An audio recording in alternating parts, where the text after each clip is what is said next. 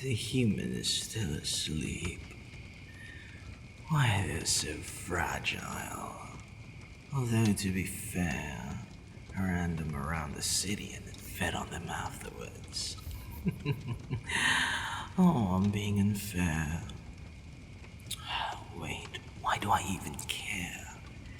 They're human. They're just food, right? God, what is happening to me? Ever since I drank from them, I've acted out of character so many times. I'm being nice to people. Even my frowns are no manner.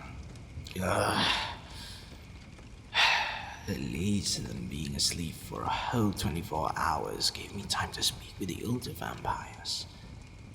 Can't believe a few of them just laughed and said I was going soft.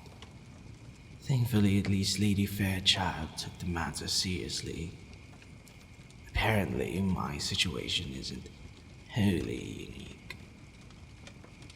A human whose blood affects a vampire's entire being. Their body, their emotions, everything. I'm inclined to agree with her that it's rather fascinating as a concept. It wasn't an unpleasant feeling after I bit into them. Just overwhelming. Instead of a mild warmth in my belly, it was an inferno. And over a day later, I still feel it. And now I have to explain all of this and more to the human when they wake up. And when they... Yes. Yes. Yes, master. What is it, my servant? The human has awoken. Oh, have they? Yes. Alas, I was starting to worry I'd somehow damaged a human's mind when I controlled him earlier. And now that I think about it, he was seriously surprisingly okay with that. Do they like vampires or something? Thank you, and could you ask Carolyn to make her rose petal tea and bring it to the human's room, please? Oh, of course, master. Of course, master. Is that all? That'll be all. Dismissed. Okay.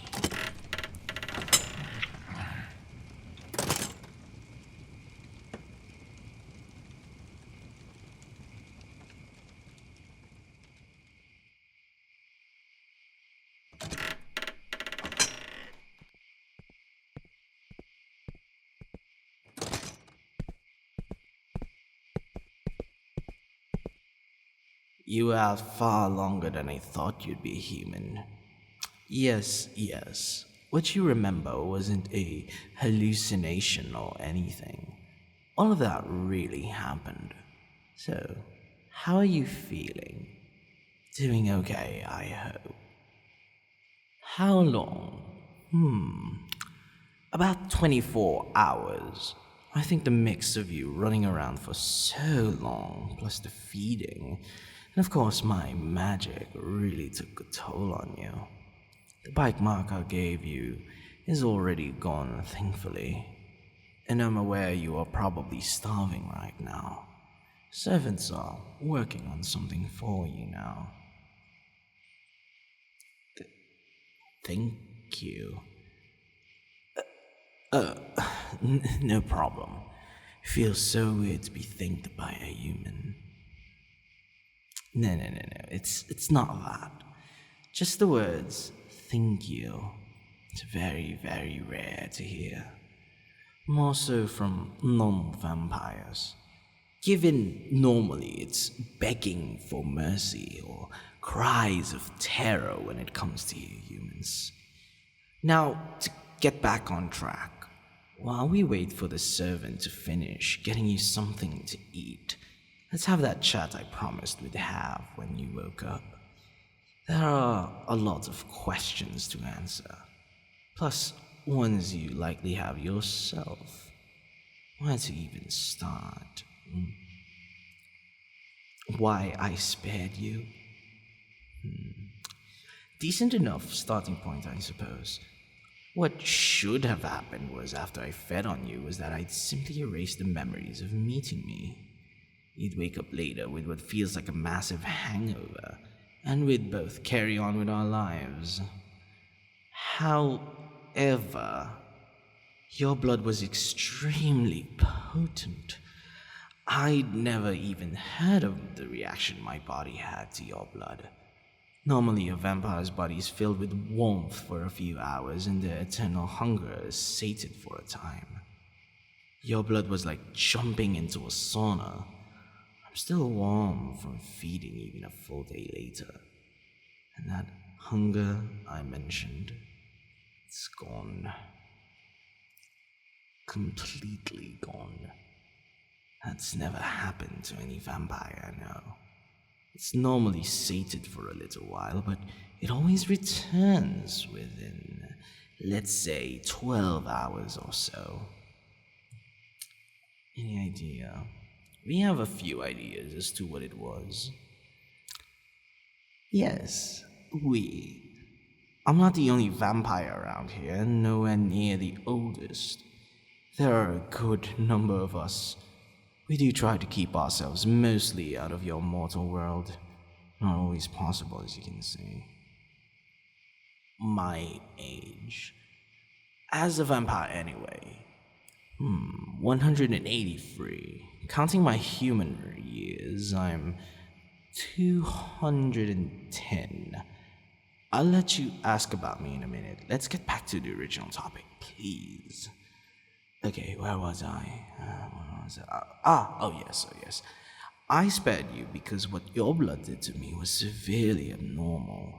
If this is something that could affect my kind as a whole, I need to know.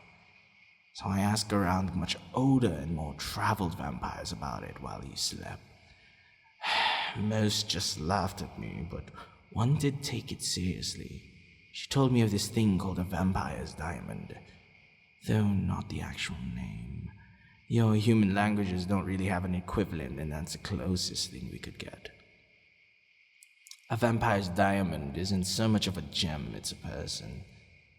One whose blood erases our cursed hunger for an extended period of time, which then lets parts of our old selves come back to the surface. Becoming human again? No, not really. I'll always be a vampire. But it's like it's giving back us parts of our humanity, I guess. At last. Place that on the table, Carolyn. Then you can go back to your normal duties. Here, rose petal tea. May not like it, but you've got to get something in you. You lost a decent amount of blood after all. I'm glad you liked it. And yes, I've also noticed I'm acting far nicer than most of you humans would think in terms of a vampire. Thing right about vampires. What you humans get to think about us is probably half right and half wrong with what you commonly think. I'll try to keep this brief. What you guys get wrong is the running water thing. That's stupid. Getting invited inside and no reflections in mirrors. Well, there's one clan that doesn't have reflection, but everybody else does. What you do get right is our strength and speed and our magic to an extent. The fact that sunlight will kill us. Well, not instantly, but prolonged exposure will reduce us to nothing. Holy water, oh god. The proper stuff anyway, hurts like hell. Wooden stakes only do things if they hit our hearts, but even then it's just paralysis. Everything else varies per clan, and that takes hours to explain. No, we aren't really meant to tell you all of that, but you're part of this world of darkness now. Sadly, the only true way out of here is death. I'd personally like to keep you alive, because more often than not, once you humans see your blood-red eyes, it's your time to die. What? Yellow gold, my eyes? What do you mean they're gold? Vampires' eyes turn blood red when we use our powers. Look at mine, human. Gaze upon my red eyes. Still golden. How? A mirror. I need a mirror. I don't believe you. There's no way they... Oh my god, they are. I wasn't told about this happening. Great. You messed with my head and now even my eyes. Though now, I don't know.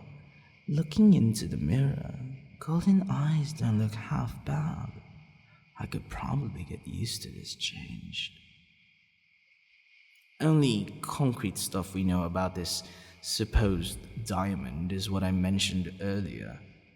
Diamond in terms of rumors my fellow vampires heard, however, is that vampires almost always gets very attached to the human they find to be their diamond. Romantically? Your guess is as good as mine. I've no idea what they mean by attached, and I do believe that series of sounds is your food finishing. Don't worry about not hearing it. My ears are way better than yours. The rest of the tea is yours, don't worry. I'll get out of my way so you can eat. Oh, really quick. Before I forget, your rules of living here, right? Not many you need to worry about. 1, you have to do as I say. 2, you aren't allowed to leave the manor grounds. And 3, you can't mention to anyone at all that I'm a vampire. I have to kill you and whoever you talk to if you do. Simple enough, right? And if you needed more encouragement for the last rule, you should know you have the same enemies as me now. Vampire hunters don't often care for the thralls of a vampire, because they wouldn't be able to tell the difference between my servants and you. So, please behave yourself. I'd rather not lose my little diamond to those idiots. What's that look for? Yes, I just called you my diamond. I'd figure you'd prefer a more friendly-sounding nickname rather than getting called human all the time. As this makes us friends. I guess I wouldn't be opposed to the thought. Having someone not controlled to talk to would be a pleasant change of pace. Servants aren't very talkative. Friends with a human. Sure, why not? Let's give it a try if you're fine with being around with a vampire. It's me. I wasn't expecting you to say that.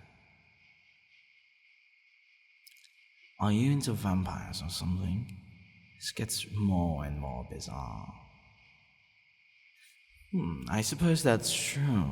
If I wanted you dead, you would be already. You are starting to fascinate me, my little diamond. Whether that's a good thing or not, we'll find out together, I suppose. But for now, please, focus on getting your strength back. I will need to feed on you at some point later again. Of course I need to bite you again. Your blood will not stay in my system forever, my little diamond. Okay, this nickname thing I already liked. I'm sticking with it, whether you want me to or not. But yes, you need to learn more. We need to keep some of our blood in my body, okay? I'll get out of your hair now. Just ring the bell if you need one of my servants. Use the whistle next to the bell, however, if you need me. Emergencies only, though. Now do get rest after you've eaten. You need to replenish yourself after all. Come find me if you need me later, okay? We'll talk more when you have your energy back. Have a pleasant dinner and good night, my little diamond.